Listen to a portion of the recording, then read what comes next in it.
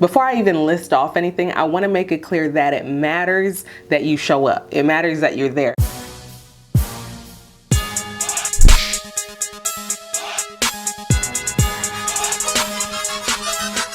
Hey guys, this is Hope Said It, back with another Hope Said It Uncut video for you. Well, today we're talking about what to do with these kids in the summer. My blog post this week was actually about addiction to video games and how it affects the mind and body. And I'm not one of those to say, oh, no screen time at all, but I noticed personally, this is why I did some research about it, I noticed personally that my kids have a bad reaction when you tell them to turn off the video game. And I'm like, why? If they're playing with their blocks, if they're playing with their, cars or something, and I say stop, it's kind of like, oh, okay, whatever. But for some reason, video games would cause tantrums and it was just so serious that I was like, what is it with these video games? So did the research, and I'm sure, some of you guys probably looked it up already, but I mean, it equates to dopamine, the dopamine hit that you get with drugs, just with the leveling up and the killing the boss and all that other stuff. So I said, yeah, we're not gonna do that all summer. No, we're not gonna regress from everything you learned in school because you want to play video games all day. Like I said, you can read the whole thing about the effects, both physiologically and all that other stuff at hopesaidit.com. But I just wanted to provide this week alternatives. So fine, my kid's not gonna play video games.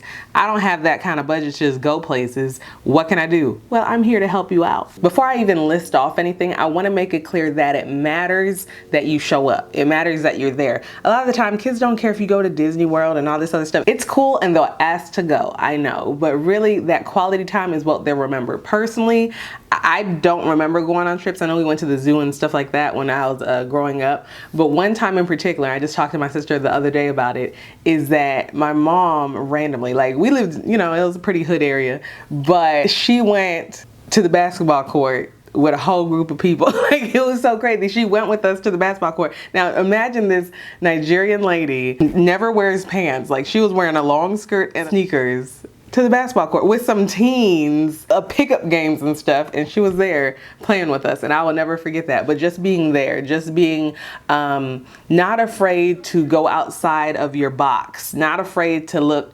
crazy. So that's what your kids want. They just want you to show up. So whether you need a free trip, whether you have the biggest budget for a trip, I just want to provide you options and things to think about that are in your backyard that you can do with your kids that don't involve electronics all the time. So here's a list of about 20 or so things. Listen, after this list, you can't say you don't know what to do with your kids. And at the end, for my Christian homes, I have a extra little corny things you could do to let them have fun, but still instill the love of God into them. So number one, I'll keep it simple, an outdoor picnic. Now I know that sounds corny, but like I said, it's about the time you spend with them. So pack a lunch and just go outside to a park. You can do the blankets if you want to. If the park has a bench, that's great too. But just go outside. There's something about nature and being out that just makes you happy. It makes you feel one with yourself and the people you're with. So try a picnic. Number two, hiking and nature walks. And I know what you're thinking, oh my gosh, can we do some indoor stuff? I got indoor stuff too, but I'm just saying, go on a walk, do something outside of your norm. I'm not a huge hiker either, but I will go outside. I will go on walks. I will, walk our dog. I will go to the track and walk around, something to keep active. And you can do it with your kids. I just did it not too long ago, walking with my kids and the dog. So that's something enjoyable. That's something they're gonna remember. You can try camping or glamping if you wanna go out and pitch a tent or get a log cabin or just do something to get outdoors, have a campfire, experience something you haven't done before with a night under the stars. Now, mind you, I'm not a bug type person, so I'm not going to be there with a tent. I will be there with maybe a cabin, and even the cabin kind of has to have standards. So I'm just providing options, okay? And another thing, gardening. I've been saying for years that I'm gonna start gardening, and I haven't done it yet, but I'm going to begin soon.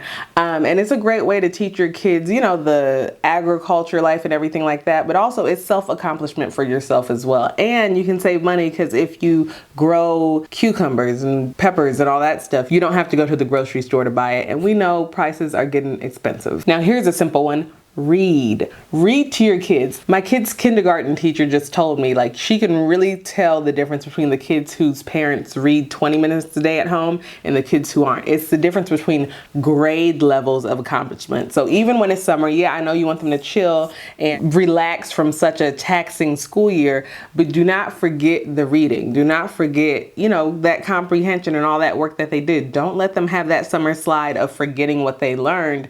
Keep reading to them. It doesn't have to be long. Like I said, 20 minutes a day makes a whole bunch of difference. And get everybody involved. Learn the genres that they like. And then not only their books, you start reading too, because knowledge is power. Now here's a big thing in our house, arts and crafts. I mean, I have construction paper and markers and paint sets, and it's a mess, but it's fun and it gets them engaged. It gets them in tune with their creativity, and you're not playing video games. So that can keep them occupied alone hours on end. I know not all Black people are going to agree with this one, but water sports. Get out and get into the water. Now, me, myself, I don't do that much water. I can. The pool and everything just hasn't been my thing, but my boys go out in the pool with their dad, and they have a lot of fun. That, you know, take an hour or two and just let them splash around. If you don't have a pool, then go outside. Go with the hose. Go with something, either a community pool or do something in your backyard just to splash around a little bit. And there's some cheap inflatables even at Walmart that you can get that's fun, but, you know, affordable too. Also, you can give to others. Volunteering is a great way to show your kids that it's good to give to others. It's good to better the community around you. So whether that means volunteering at church or going to your local animal shelter or nonprofit organization that you are especially connected with, give your time to other people and help your kids do the same. Now here's a good one. Explore local attractions. A lot of the times you don't know the city around you, right? You live in a city and you know your places that you go, but you don't know the other things. Are there any free museums or any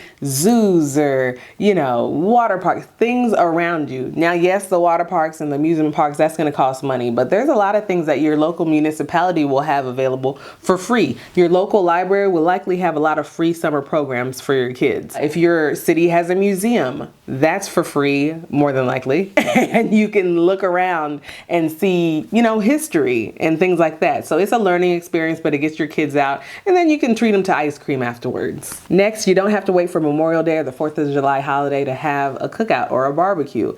You could have it anytime you want to. I don't know if you knew that, but have more outdoor cooking sessions with your family. Let the kids prep the food and, you know, you take care of the grilling or whatever you need to, but just make it a family enjoyable event. Next, try going on a family bike ride. I know not everybody will probably have bikes, but someone can walk, someone can be on a bike, someone can have a scooter. The point isn't to have a bike. The point is to be together and to do some activity together. That's a great opportunity to find out about their day and talk and just keep that line of communication open. Next, find out what your kids' hobbies are and try to hone in on that. Like, I know one of my sons, he kind of is taking to photography and taking pictures. Okay, let's take pictures. Another one is in love with football. So we do different football camps and things like that. But outside of the video gaming, what do your kids like to do? And just open yourself up to that possibility. But even if you don't have the funds to do football camps or do tournaments and things like that, you can throw the ball in the backyard and put cones out there, put rocks out there, whatever. There's a lot of no budget things you could do to get better at what you want to do. It doesn't have to be top notch all the time, especially if they're young, but it will give them something to look forward to outside of video gaming all the time. Now, this one requires a little bit of research, but it's okay.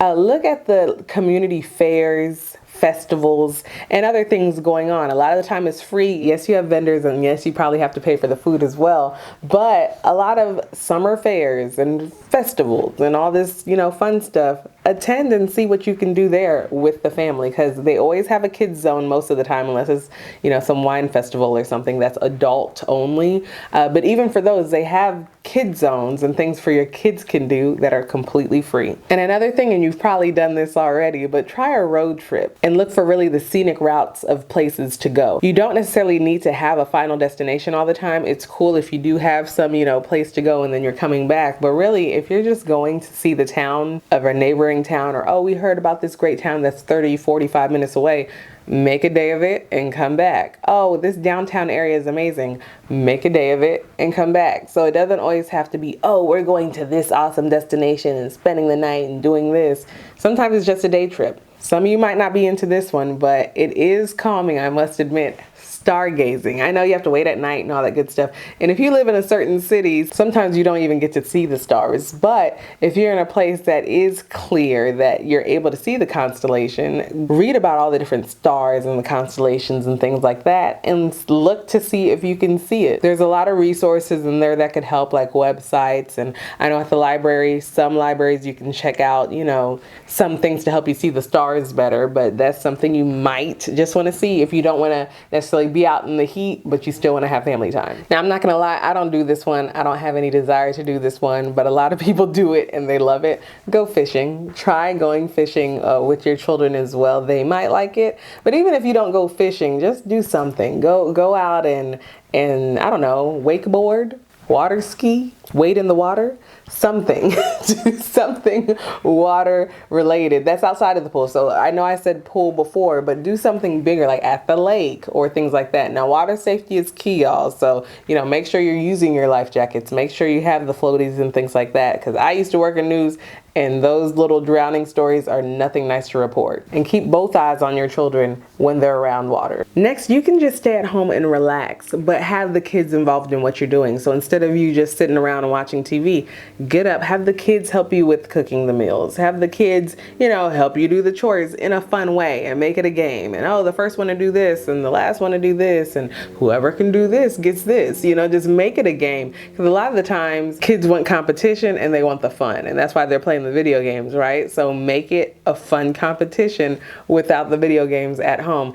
And it can help you get some errands done. Now, I said I have some things for my Christian families out there as well. So listen up for some of these. Remember that churches usually have vacation Bible schools in the summer. It's usually in June sometime, either first or second week. So look around for vacation Bible schools. That's a good day camp for them to take a hold of. It's usually about 8 to 12, or some people have it at night to where it's, you know, 6 to 8 or something like that. But vacation Bible school, they'll be able to have fun, learn a lot about the Bible, and be with friends. And next, have Bible verse competitions. My kids love memorizing memory verses and getting prizes for it. So make little flashcards of verses that you want them to remember. Have them recite it to you. Give them, you know, a Smartie or something. Well, not a Smartie, but give them a little treat that they would actually like. No offense to Smarties, but yeah, I'm not a Smartie eater. If you are, that's cool. Anyway. And next, even on YouTube, I know we were talking, like, focusing on non-screen time things, but if you must do screen time, there are some great channels out there that are Christian. Off the top of my head, I can think of Wesley's Wuppets, I think it's called. And they usually just do puppets singing salty songs. DG Bible Songs is another good one. Superbook is a great way to teach your kids the Bible. That one's a little different because you have kids in the Bible story. So if your kid doesn't know how to separate, like, you know, the real kids and the other kids, they're going to think the Bible story involves Joy talking to David about this. It's a whole thing, but it's a good way to learn about the Bible too. And also look up Amazing Book. It's like a 26 minute video about the Bible. I mean, it's old. I used to watch it growing up, but it teaches about the Bible, some cool Bible stories. It teaches them the 66 books of the Bible in a cool rap. That's how my kids learned it in like over a weekend. So just do some cool things to be very intentional. These days you have to be very intentional about what you teach your kids and what goes into them and everything like that. And you have to be intentional about growth, right? With everything, whether it's physically, spiritually, emotionally, everything like that. So yes, for the summer, keep them academically engaged, but also engage their spirituality a little bit more as well. I think I gave you plenty of ideas. So if you can't pick one of those, I don't know what to tell you. But from free 99 to going to Disney World or Bali or whatever and spending whatever you want to, the key is spending time with your family. And I hope this helped you.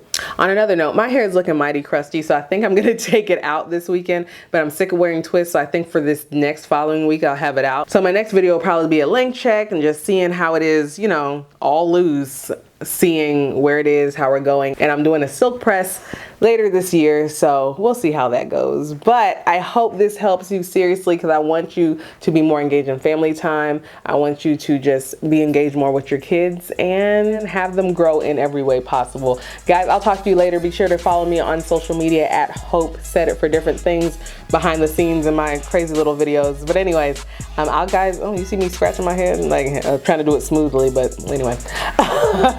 I'll talk to you guys later. Bye. I think I did everything in my notes. Yeah, one day I'll get a studio to record in.